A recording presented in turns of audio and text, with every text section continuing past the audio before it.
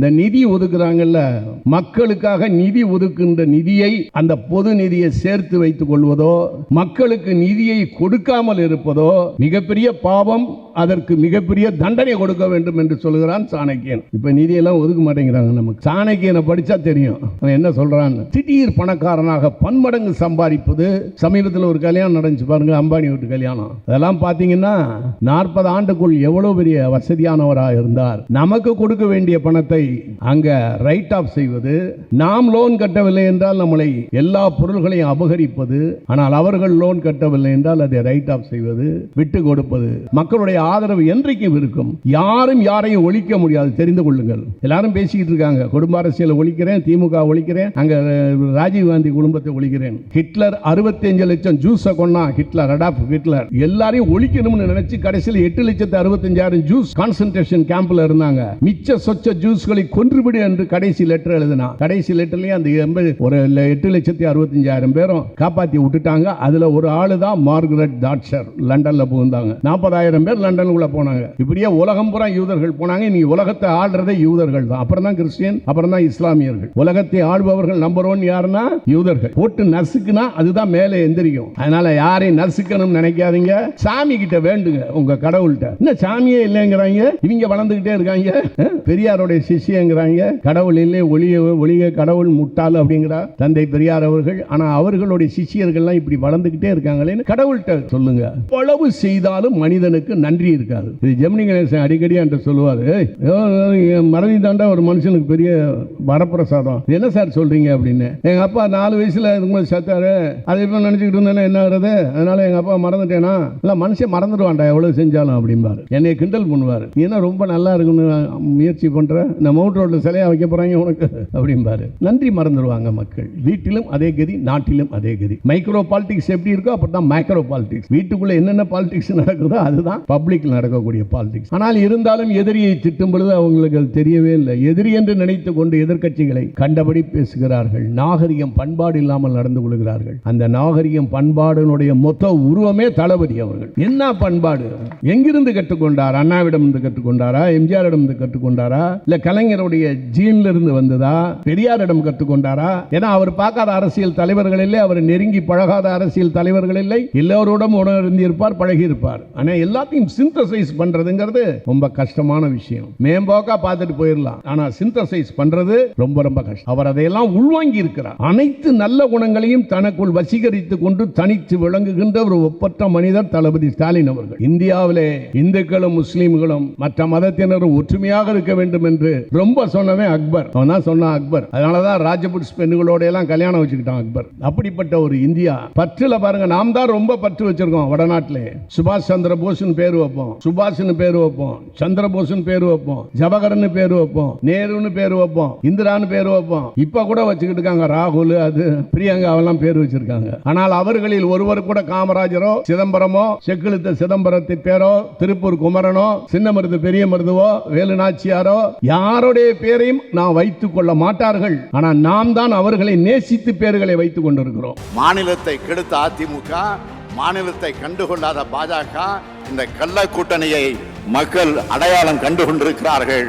மக்கள் நலனே முக்கியம் செயல்பட்டுக் கொண்டிருக்கக்கூடிய நமது திராவிட மாடல் தமிழ்நாட்டு மக்களாகிய நீங்கள் துணை இருப்பது போல உண்மையான வளர்ச்சியை நமது நாடு காண ஒட்டுமொத்த இந்திய மக்களும் தயாராகிவிட்டார்கள். பாசிசத்தை வீழ்த்த இந்தியாவை காக்க ஸ்டாலின் அழைக்கிறேன். மக்கள் முதல்வரின் மனிதநேய திருவிழா. கடவுளுக்கு தான் திருவிழாவெல்லாம் பண்ணிட்டு இருப்பாங்க. மனிதநேய திருவிழா. ஏன்னா அவர் இந்து நல அறத்துறையில் இருக்கிறதுனால மதிப்பிற்குரிய சேகர் பாபு அவர்கள் அருமையான வார்த்தையை போட்டிருக்கிறார். மனிதநேய திருவிழா. ஹியூமனிசம் தான் உலகத்திலேயே மிக மிக உயர்ந்தது. ஹியூமனிசம். அறமே தமிழர் அரசியல், அதுவே தலைவர் வாழ்வியல். அது உண்மை. பெருமதிப்பிற்குரிய ராசா அவர்கள் சொன்னார்கள், ஏதோ 4-5 முறை பார்த்திருக்கிறேன் என்று, பழகி இருக்கிறேன் என்று. யார்? ராசா சார் முதல்வரோடு. நான் 83 தான் அவரோடு பழக ஆரம்பித்தேன். 40 ஆண்டுகள் முடிந்து விட்டன. அன்றைக்கு எப்படி என்னிடம் சிரித்தாரோ, பேசினாரோ, பழகினாரோ, அதுதான் இன்னைக்கு சிஎம் ஆன பிறகும் அப்படியே தான் இருக்கிறார். அதுதான் மன முதிர்ச்சி. பதவி இல்லாத காலத்தில் தலையை குனிஞ்சுக்கிட்டே போவாங்க. ஏர்போர்ட்லேயும் ரயில்வே ஸ்டேஷன்லேயும். பதவி வந்துட்டால் தலையை நிமிர்ந்துருக்குவாங்க, ஆனால் கண்ணு தெரியாது நம்மளையெல்லாம். இந்த பெரிஃபரல் இமேஜ் மாங்கல்ல அது தெரியாது. கண்ணில் சதை வளர்ந்த மாதிரி கேட்ராக்ட் வந்த மாதிரி போடுவாங்க. அந்த மாதிரியெல்லாம் இல்லாமல் எல்லா நேரத்திலும் அந்த சிரிப்பு ஒன்று வச்சுருப்பார். சிஎம்முடைய சிரிப்பு, கவர்ச்சிகரமான ஒரு சிரிப்பு ஒன்று சிரித்து, நல்லா இருக்கீங்களா, நல்லா இருக்கும் அப்படின்னு கேட்கக்கூடிய அந்த பாங்கு. அதுக்கு அருமையான விஷயம் அறமே தமிழர் அரசியல். பெருமதிப்பிற்குரிய சேகர்பாபு அவர்கள் ஒர்க்காலிக்குன்னு சொல்லுவாங்க. இந்த தம் அடிக்கிறது, தண்ணி அடிக்கிறது, இந்த மாதிரி ஒரு செல்லில் மெமரியில் போய் செல் மெமரி அண்டு மசில் மெமரிம்பாங்க. அவருக்கு உடம்பு பூரா மெமரி பூராவே என்னென்னா எப்போ பார்த்தாலும் வேலை செஞ்சுக்கிட்டே இருக்கணும். அவருக்கு தண்டனை கொடுத்தா ஒரு 48 நாளைக்கு வேலையே செய்யாமல் வீட்டில் இருக்கணும்னு சொல்லி 1 கோடி ரூபா கொடுத்தா இப்போ இருக்க மாட்டார். அவருக்கு அதை விட தண்டனை வேறு எதுவுமே இல்லை. 1 கோடி தர்றங்க, 48 நாளைக்கு வீட்டில் அமைதியாக இருங்க அப்படின்னா அதுதான் அவருக்கு பெரிய தண்டனை. ஏன்னா அவர் ஒர்க்காலிக் ஆகிட்டார். கலைஞர் மாதிரி டாக்டர் கலைஞர் அவர்கள் ஒரு 10 நிமிஷம் கேப் கிடைச்சாலும் ஒரு வேலை பார்ப்பார். அவங்களையெல்லாம் பார்த்து தான் நான்லாம் 5 நிமிஷம் கேப் இருந்தாலும் அந்த இடத்துல ஒரு வேலை பார்ப்பேன், ஓய்ந்து உட்காரவே மாட்டேன். அதுபோல் சேகர்பாபு அவர்கள், நான் எத்தனையோ அவருடைய கூட்டத்துக்கு அழைப்பு விடுத்து நான் வந்திருக்கிறேன். அவருடைய சுறுசுறுப்பு, அவருடைய ஓயாத உழைப்பு, அவங்க வீட்டில் சம்சாரத்தை தான் பாராட்டணும். ரொம்ப எந்த அளவுக்கு அவங்க ஹெல்ப் பண்ணுறாங்க அப்படின்னு. இதில் கொஞ்சம் அரசியல் நல்லா கொஞ்சம் தெரியும்னு சொன்னார் அந்த ஆசா சார்.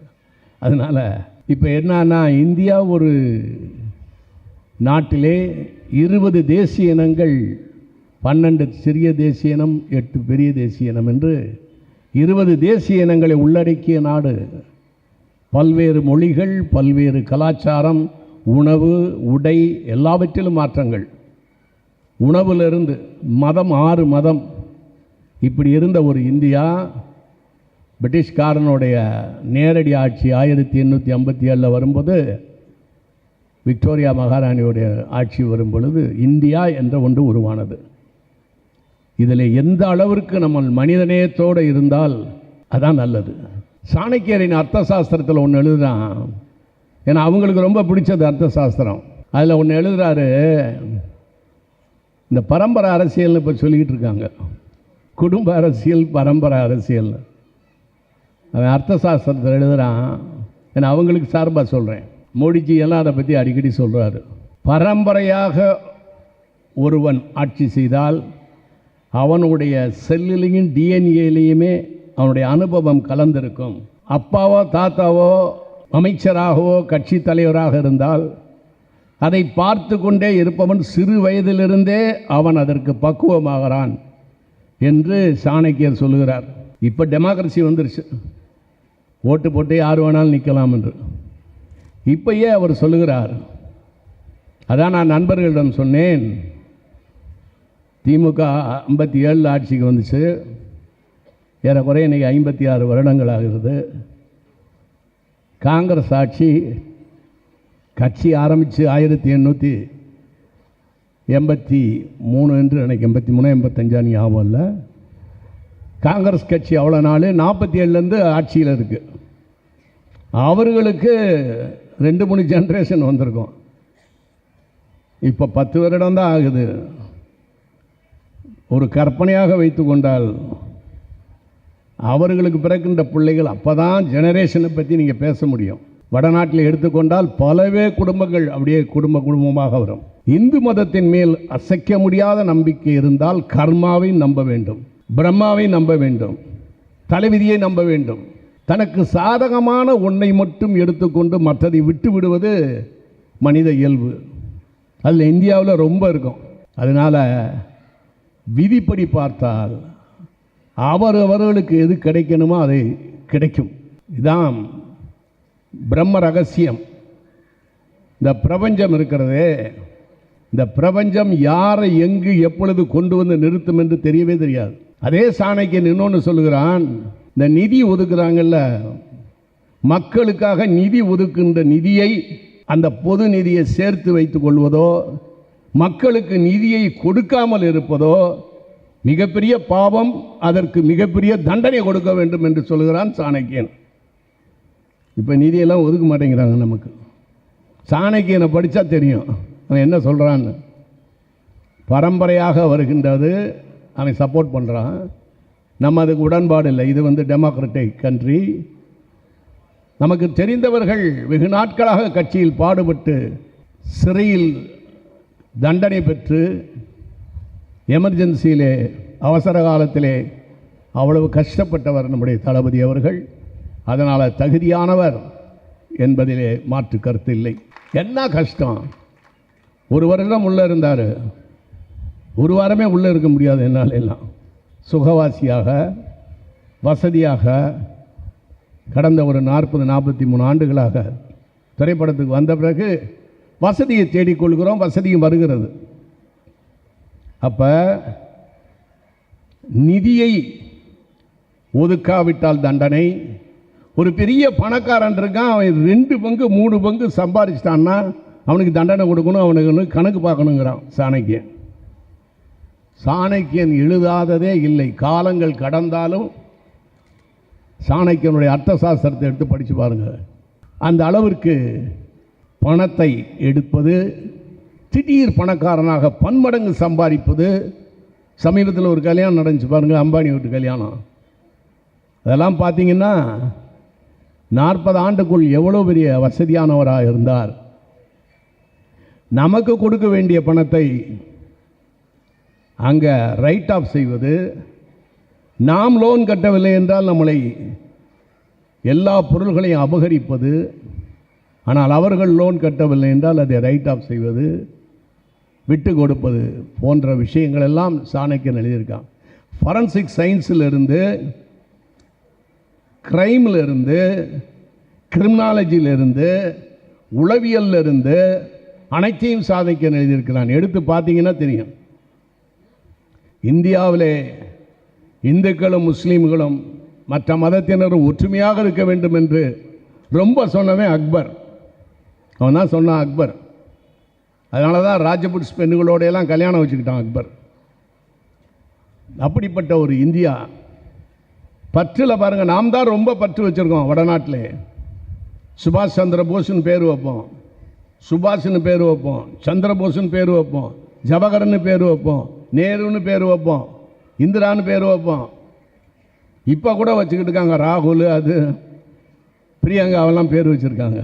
ஆனால் அவர்களில் ஒருவர் கூட காமராஜரோ சிதம்பரமோ, செக்கிழுத்த சிதம்பரத்தின் பேரோ, திருப்பூர் குமரனோ, சின்ன மருது பெரிய மருதுவோ, வேலு நாச்சியாரோ யாருடைய பேரையும் நாம் வைத்து கொள்ள மாட்டார்கள். ஆனால் நாம் தான் அவர்களை நேசித்து பேர்களை வைத்து கொண்டிருக்கிறோம். வல்லபாய் பட்டேல், குப்தா, பூபேஷ், இந்த மாதிரியெல்லாம் பேர்கள், இந்திரஜித், இந்த மாதிரியான பேர்கள் எல்லாம் அவர்களுடைய பேர்களை நாம் வைத்து கொண்டிருக்கிறோம். நம்மை போய் பற்றில்லாதவன் என்று சொல்லுகிறார்கள். ஏனே இந்த தமிழகத்திலே 2வது உலக மகா யுத்தத்திலே எப்படி சர்ச்சிலும் ஜோசப் ஸ்டாலினும் கை கொடுத்தார்களோ, ரூஸ்வெல்ட்டும் கை கொடுத்தார்களோ, அதை போல யார் நமக்கு நம்முடைய நலனுக்கு பாதகமாக இருக்கிறார்களோ அவர்கள் ஆட்சி பீடத்தில் அமரக்கூடாது. நமக்கு யார் சாதகமாக இருக்கிறார்களோ, தளபதி தலைமையில் இருக்கின்ற இவர்கள் சாதகமாக இருக்கிறார்கள் என்று சொல்லும் பொழுது நாம் தளபதியை ஆதரிக்க வேண்டும், திராவிட முன்னேற்ற கழகத்தையும் ஆதரிக்க வேண்டும். சில பேர் சொல்லுவாங்க, என்னையா செஞ்சாங்கன்னு. என்ன எங்கள் வீட்டில் கேட்ட மாதிரியே இருக்குது அப்படின்னு யோசிப்பேன். வீட்லேயும் தான் சொல்கிறாங்க, என்ன செஞ்சேங்கிறாங்க. அண்ணன் தம்பியும் தான் கேட்குறாங்க, வீட்டில் பிள்ளைங்களும் அதான் கேட்குது. என்ன செஞ்சீங்க நீங்கள்? ஏதோ பூமி சுற்றுது, அதை நான் ஏதோ சுற்றி விட்ட மாதிரி நினைக்கிறாங்க. நான் சுற்றி விடல பூமி, அது பார்த்து சுத்தம். ஆனால் எப்படி நீங்கள்லாம் வளர்ந்து வந்தீங்க, இவ்வளோ வசதி எப்படி வந்தது என்று கேட்டால் நாங்கள் சாமி கும்பிட்டோம் வந்துச்சு. இந்த சாமி ஒரு பெரிய ரோல் பண்ணுது எல்லாருக்கும். ஆன்மீகத்தை பற்றி மணிக்கணக்கில் பேச முடியும். நீ ஒழுக்கமாகவும் நேர்மையாகவும் இருந்தால் கடவுள் உன்னை தேடி வருவார். நீ அறகுறையாக இருந்தால் தான் நீ கோயிலுக்கு போய் கடவுளை தேடணும். நான் கோயிலுக்கு போய் 53 வருடங்கள் ஆகிறது. உண்மை, பொய் சொல்லலை. 53 வருஷம் ஆச்சு. நல்லா தான் இருக்கேன். 74 முடிஞ்சு இப்போ 75. 74 வயசில் தான் கொஞ்சம் ஆஸ்பத்திரி போனேன் ஒரு 30 நாள். அப்போயாவது ரிப்பேர் பண்ண நம்மளை உடம்ப. 75வது வயசு ஓடிக்கிட்டு இருக்கு. நல்லா தான் இருக்கேன். யாருக்கும் எந்த தீங்கும் எடுக்கக்கூடாது, பிறருடைய பொருளை அபகரிக்கக்கூடாது, இப்படியெல்லாம் கொள்கைகளோடு வள்ளுவன் வகுத்ததை போல் வாழ்ந்து கொண்டிருந்தால் எந்த மதத்தையுமே பின்பற்ற தேவையில்லை. யாராவது ஒரு சாமியை மனசில் வச்சுக்கிட்டு டெய்லி கூட கும்பிடுங்க, விளக்கை ஏற்றி வைத்து வள்ளலாரை போல் வருங்கள். ஆனால் மத சம்பந்தமான உள்ள சண்டைகள் நம்ம இந்தியாவின் எதிர்காலத்தையே பாதிக்கும். இந்தியாவின் எதிர்காலம் மிக மிக கேள்விக்குறியாக இருக்குது. டெவலப்பிங் கண்ட்ரியில் நம்ம உட்கார்ந்துருக்கோம். அதனால் கடவுள் என்பது தனி உடைமை, அதை பொது உடைமையாக்கக்கூடாது. பொது உடைமையாக இருக்கிறதெல்லாம் தனி உடைமையாக்கி கொண்டிருக்கிறார்கள் இந்தியாவிலே. எது பொது உடைமையாக இருக்க வேண்டுமோ அதையெல்லாம் தனி உடைமையாக்குறார்கள். முதறிஞர் ராஜாஜி கூட ஒரு தடவை சொன்னார், தனி உடைமைக்கெல்லாம் கொண்டு போகாத, எல்லாத்தையும் பொதுவாக வை என்று சொன்னார். அதனால் நம்முடைய நாட்டிலே நாட்டுப்பற்று, மொழிப்பற்று, இனப்பற்று இவைகளெல்லாம் பாசிசத்தை நோக்கி ஓடிக்கொண்டிருக்கிறது. நான் கவனித்து கொண்டிருக்கிறேன். ஜாதி, மதம், இனம், மொழி, கட்சி இவைகளில் சார்ந்து நாம் ஒரு சாரராக எந்தவித நீதி நியாயமற்ற நிலைமையிலே அடுத்தவங்களை திட்டுறாங்க. எப்படி திட்டுறாங்கன்னே தெரியல. என்ன வேகமாக பேசுகிறாங்க. நான் கூட வேகமாக பேச முடியும். வீரபாண்டிய கட்டபொம்மனில் சிவாஜி என்ன மாதிரி கத்த முடியும். அதனால் அது இதயத்துக்கு அவ்வளோ வீக்கு. மக்கள் தலைவர் எம்ஜிஆரை சொன்னார், அவர் சத்தம் போட்டே பேச மாட்டார். பார்த்துறீங்களா? எம்ஜிஆர் சத்தம் போட்டு பேச மாட்டார். அவருக்கு கொஞ்சம் பயம்.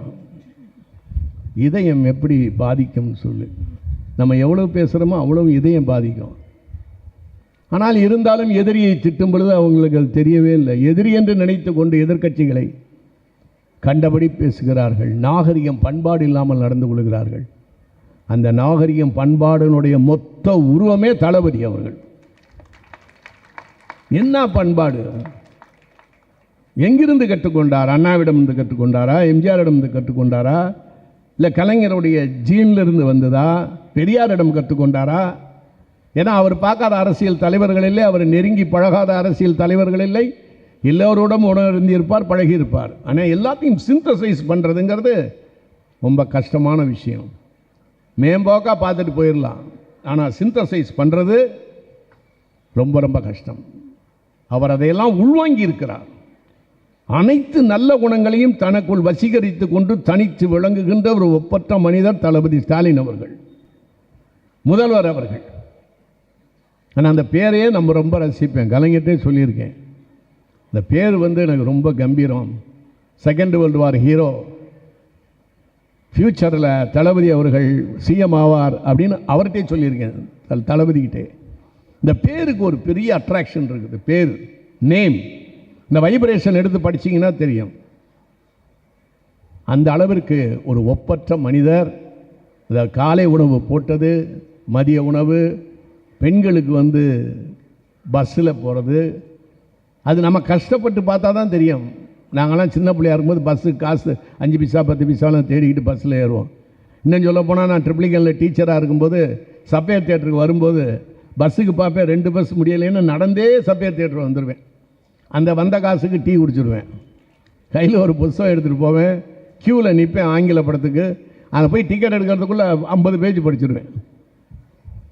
எனவே இந்த 70வது பிறந்தநாள் விழாவிற்கு என்னை சேகர் பாபு சார் அழைத்ததுக்கு ரொம்ப நன்றி. காலதாமதத்துக்கு மன்னிக்கவும். என்ன காரணம்னா, எங்கள் இன்ஸ்டியூட்டில் அங்கே ஒரு பாலிடிக்ஸ் இதான் இருக்குது. எல்லா இடத்துலையும் அரசியல் இருக்குது. அரசியல்னால் என்ன தெரியுமா? நாம் சொல்லுகின்ற கருத்துக்கு வேண்டுமென்றே எதிர்ப்பு தெரிவிப்பதுக்கு பேர் தான் அரசியல்னு பேர், பாலிடிக்ஸ்னு பேர். ஆங்கிலத்தில் எடுத்தீங்கன்னா தெரியும். நம்ம என்ன சொன்னாலும் அதுக்கு எதிர்வாதம் புரிகிறது, அதுதான் பாலிடிக்ஸ். அந்த மாதிரி அங்கே ஒரு கோஷ்டி, 4-5 கோஷ்டி இருக்காங்க எங்கள் இன்ஸ்டியூட்டில். அது என்னன்னு தெரியல, அங்கே ஒரு சின்ன பிரச்சனை, அது தீர்க்கிறதுக்கு கொஞ்சம் நேரமாச்சு. அதனால் காலாதாமதாக வந்துவிட்டேன். அதுக்கு வருந்துகிறேன். இன்னும் இதுபோல் பல விழாக்கள் அவருக்கு எடுக்க வேண்டும். அவர் நம் கரத்தை பலப்படுத்த வேண்டும். அவரை பற்றி என்னென்ன கேள்வி பண்ணாங்க. இன்னைக்கு இருக்கக்கூடிய தளபதி முதல்வர் அவர்களை பல கிண்டல் பண்ணாங்க எல்லாரும் யூடியூப்பில். என்ன ஆச்சு? இன்னொன்று சொல்கிறேன், நீங்கள் கடவுளை போய் கேளுங்க, ஏதாவது ஒரு கேள்வி கேட்டுக்கங்க, கடவுளை வேண்டிக்கங்க.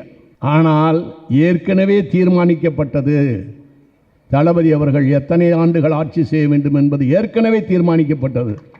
நீங்கள் எந்த முண்டு நாள் நடக்காது. திமுகவை அழிக்க வேண்டும் என்று புறப்பட்டவர்கள் என்னுடைய அத்தை புருஷ மாமா, தந்தை பெரியார், டார்பிடோ ஜனார்த்தனம், எப்படின்னு ஒரு 10-20 பேர் 1949 செப்டம்பரில் கட்சி ஆரம்பித்தாங்களே திமுக. தமிழ்நாடு எங்கும் பிரச்சாரம் 3 மாதம். எங்கள் வீட்டுக்கு வரும்போது எங்கள் அத்தை சொன்னாங்க, உங்கள் மாமாவை எனக்கு அடையாளம் தரலடா, ஏன்னா அவ்வளோ தாடி சேவே பண்ணாமல் பெரியார் மாதிரி. அதுக்கு அடுத்தது மாப்போசி, திமுகவை ஒழிக்க வேண்டும் என்று தெரிஞ்சார். அதுக்கு அடுத்தது சின்ன நாமலை என்று ஒருவர் இருந்தார். அவளே சொன்னோம்னா டைம் ஆகிடும். அதுக்கப்புறம் கண்ணதாசன் அவர்கள், கவியரசு கண்ணதாசன் அவர்கள், ஈவிகே சம்பத் அவர்கள், இப்படி எக்கச்சக்கமான பேர் திமுகவை ஒழிக்க வேண்டும் என்று தமிழ்நாடெல்லாம் சுற்றுப்பயணம் செஞ்சாங்க.